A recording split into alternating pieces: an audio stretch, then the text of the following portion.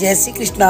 पौष महीने के कृष्ण पक्ष की सफला एकादशी की कथा व महत्व। श्री युधिष्ठिर जी बोले, हे भगवान, पौष महीने के कृष्ण पक्ष की एकादशी का क्या नाम है? इस दिन कौन से देवता की पूजा करनी चाहिए? इसकी विधि क्या है?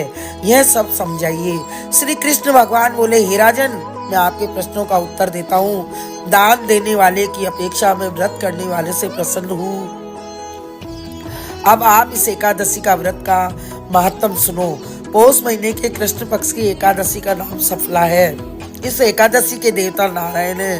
इसका पूर्वोक्त विधि अनुसार व्रत करना चाहिए और नारायण जी की पूजा करनी चाहिए। जो मनुष्य एकादशी व्रत तथा मेरा पूजन करते हैं वे धन्य है। सफला नाम की एकादशी में मुझे ऋतु के अनुसार फल मेरे अर्पण करे, अर्थात नारियल, नींबू, अनार, सुपारी आदि और धूप दीप पुष्प से मेरी 16 प्रकार से पूजा करे।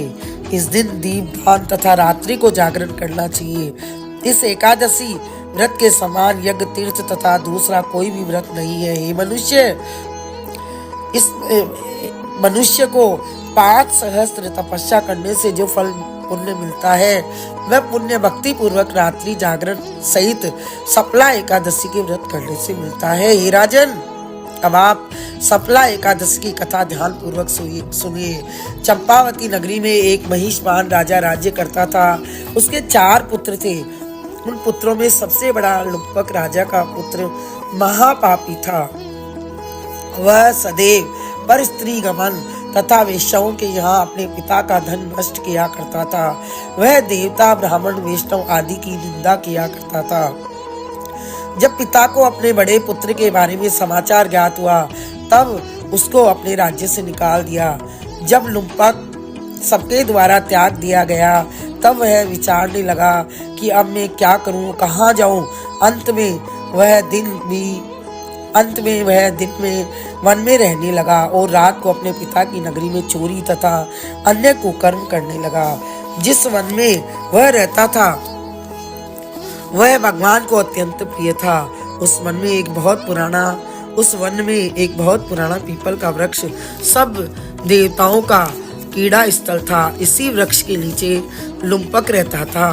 कुछ दिनों के पश्चात पौष महीने के कृष्ण पक्ष की दशमी के दिन वह वस्त्रहीन होने के कारण शीत से मूर्छित हो गया।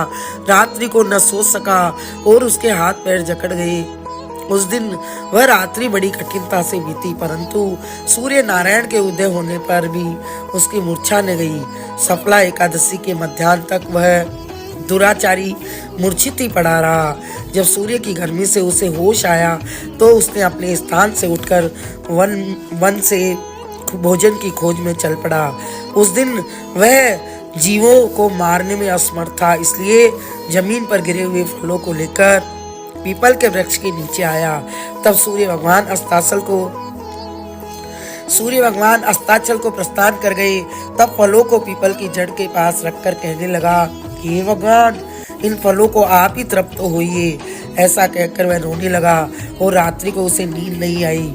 इस महापापी के व्रत तथा रात्रि जागरण से भगवान अत्यंत प्रसन्न हुए और उसके समस्त पाप नष्ट हो गए।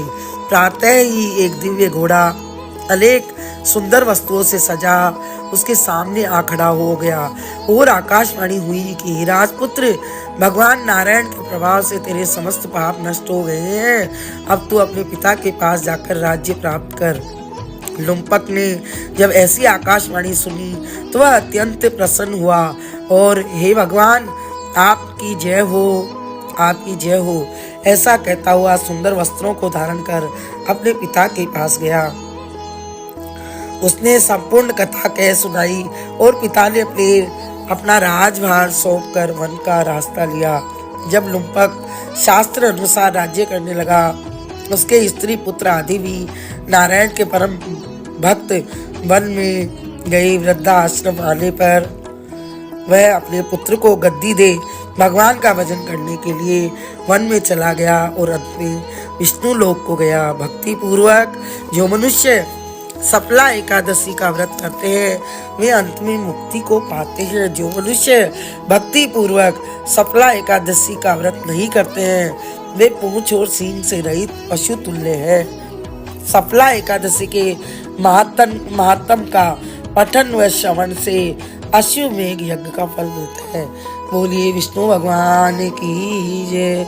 श्रीमन नारायण नारायण नारायण भजमन नारायण श्रीमन नारायण लक्ष्मी नारायण नारायण नारायण विष्णु नारायण नारायण नारायण। बोलिए राधा गोविंद भगवान की जय।